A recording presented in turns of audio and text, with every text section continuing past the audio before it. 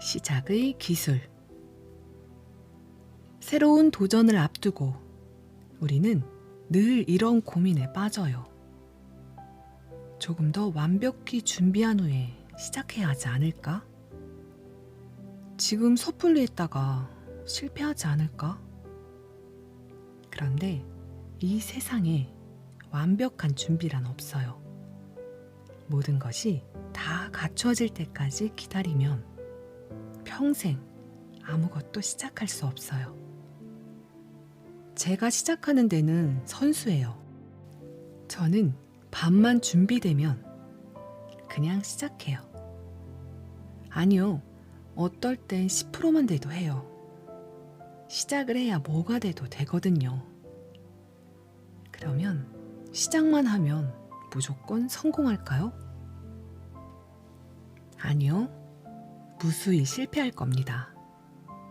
실전에서 실패하고 넘어지기를 반복할 거예요. 그런데 그 과정에서 나머지가 채워져요. 실패를 거듭하는 것이 준비 안 된 나머지를 채우는 최고의 방법이에요. 제 인생의 모든 성공은 이런 무모한 시작들이 만들어냈지요. 그러니 기다리지 마세요. 그냥 시작해도 돼요. 시작하면 당연히 넘어질 겁니다. 그게 너무 힘들어서 다른 길은 없나 찾게 되지만 제가 살아보니 더 쉬운 길은 없더라고요. 그냥 넘어지고 일어나기를 반복하는 것이 내 꿈에 가까이 가는 거의 유일한 방법입니다. 그러니 망설이지 말고 지금 시작하세요. 두려움 자루.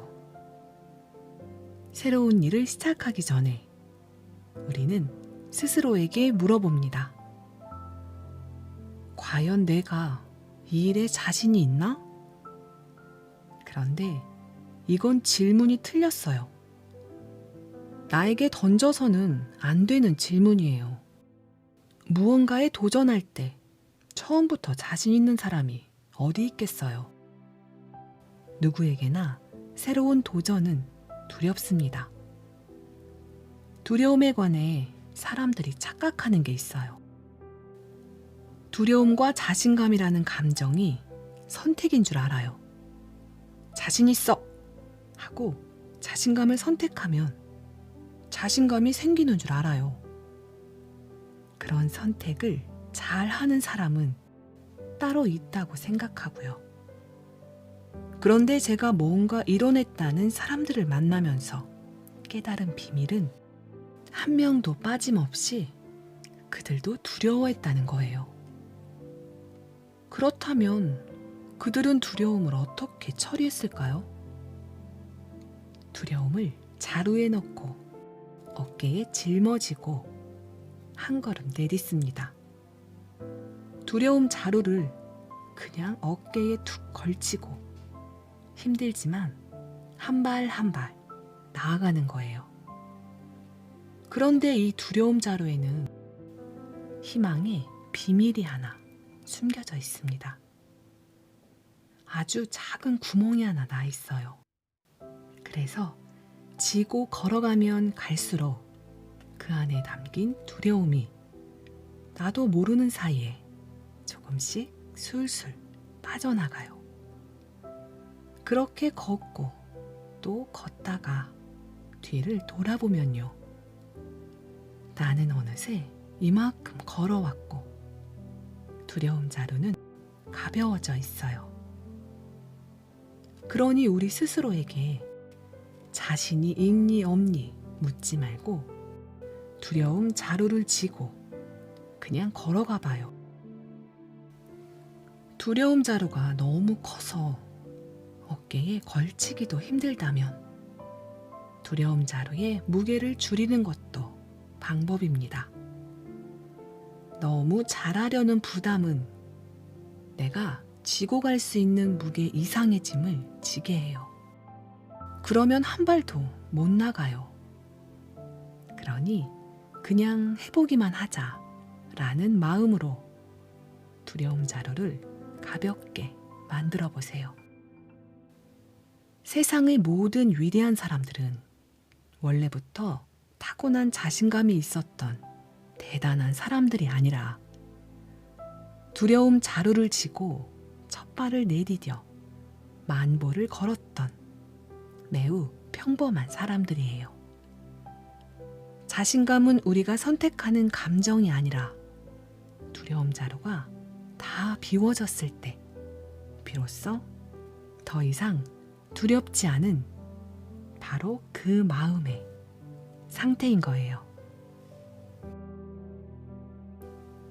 초심으로 돌아가지 마세요. 일이 잘 풀리지 않을 때, 인간관계에 문제가 생겼을 때 우리는 입버릇처럼 이렇게 말합니다. 초심으로 돌아가자. 그런데 저는 슬럼프가 올 때마다 단 한 번도 초심으로 돌아가고 싶지 않았어요. 왜냐하면 지금의 내 마음이 언제나 초심보다 훨씬 나았거든요. 신혼 시절 제 초심은 열심히 살아야지, 사랑하며 살아야지, 이 정도였어요. 수십 년이 지난 지금은 어떤 줄 아세요? 서로의 부족한 부분을 이해하고 용서하는 마음이 생겼어요. 마음처럼 안 되는 일은 내려놓고 포기할 줄도 알게 됐죠. 지금의 내 마음이 과거의 초심보다 더 넓고 성숙해진 거예요. 강사로서의 초심은 어땠냐고요? 지금에야 하는 말이지만 진짜 별로였어요. 사실 많이 혼났어야 하는 초심이었죠. 실력도 안 되는데 수준 높은 강의가 하고 싶었고 돈 벌고 싶은 욕심에 무리수가 많은 강연을 하기도 했어요. 그때 저의 초심엔 유치함, 자만, 오기 이런 것들이 많았던 거예요.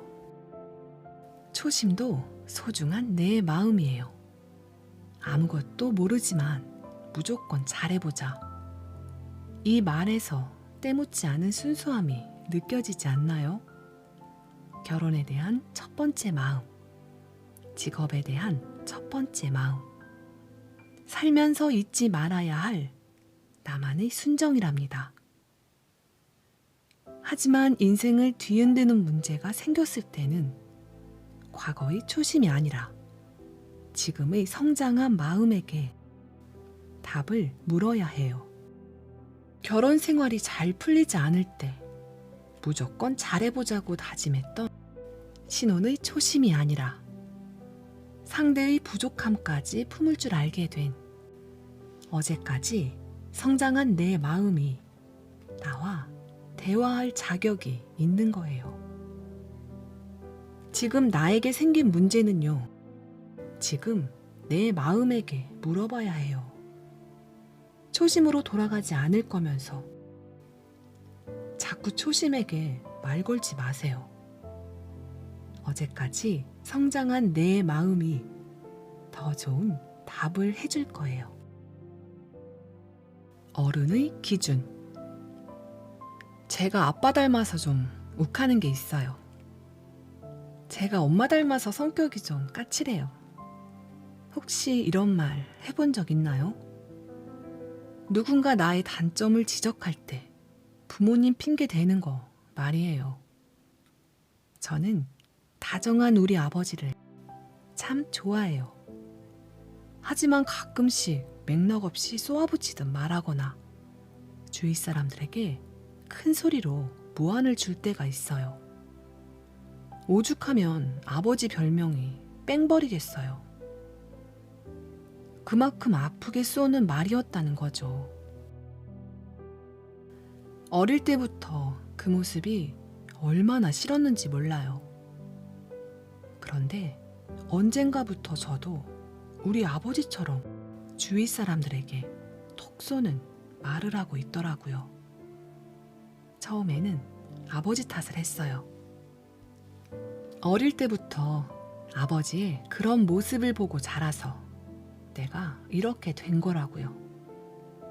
하지만 얼마 지나지 않아 깨달았습니다. 내 몸이 잘못한 행동은 온전히 내 문제라는 것을요. 태어난 지 얼마 안 돼서 모든 것이 처음일 때는 주위 사람들의 말과 행동을 스펀지처럼 빨아들입니다.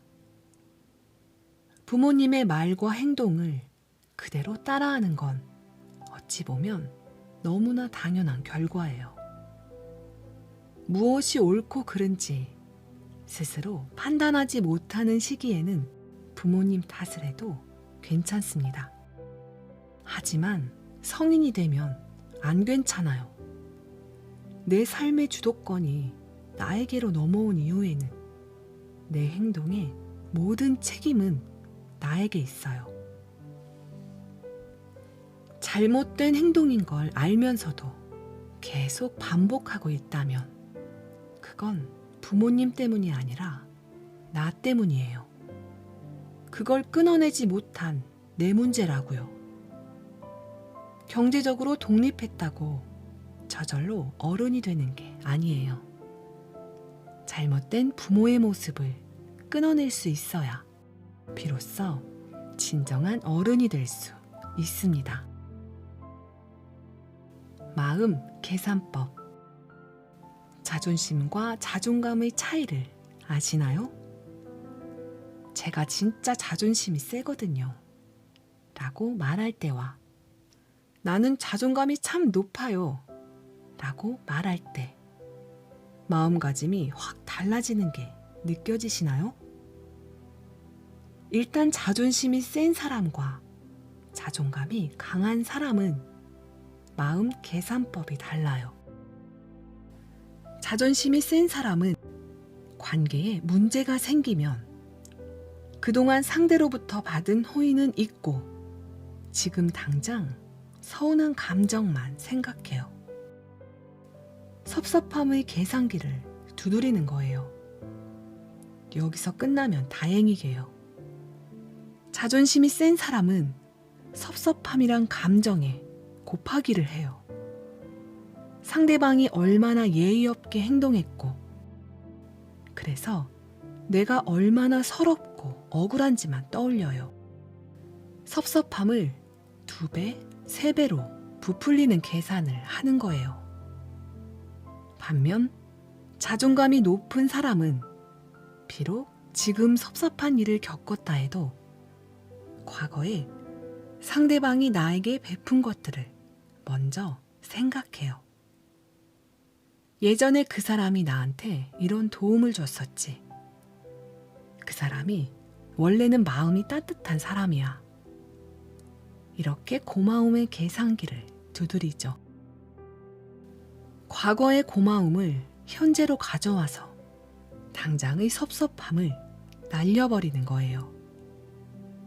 둘 사이의 마음 계산법은 왜 다른 걸까요? 그건 마음 평수가 달라서예요. 자존심이 센 사람은 마음 공간이 너무 작아서 자기 마음만 들어갈 수 있어요. 다른 마음이 들어오면 내 마음이 무너질까봐 무섭고, 다른 마음을 받아들이면 나를 우습게 여길까봐 두려워해요. 상대방이 미안하다고 사과하면 그 마음을 받아들여야 하는데 마음 평수가 좁으니까 그 마음을 밀어낼 수밖에요. 어르신들이 자주 하는 말이 있죠. 내가 자존심 하나로 버텨온 인생이야. 이 말인즉슨 나는 마음 평수가 좁으니까 아무도 들어오지 마. 이런 뜻이에요.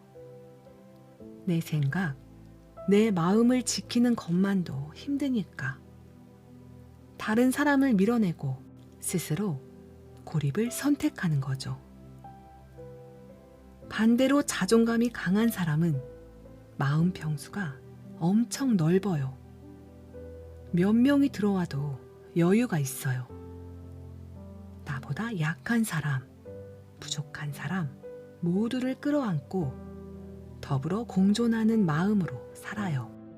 마음 평수가 넓으니까 나와 다른 생각, 나와 다른 마음이 들어와도 갈등 없이 다양한 가치와 함께할 수 있는 거예요. 혹시 요즘 섭섭한 관계가 많아 고민인가요? 그렇다면 상대를 탓하기 전에 내 마음 계산법을 먼저 들여다보면 어떨까요?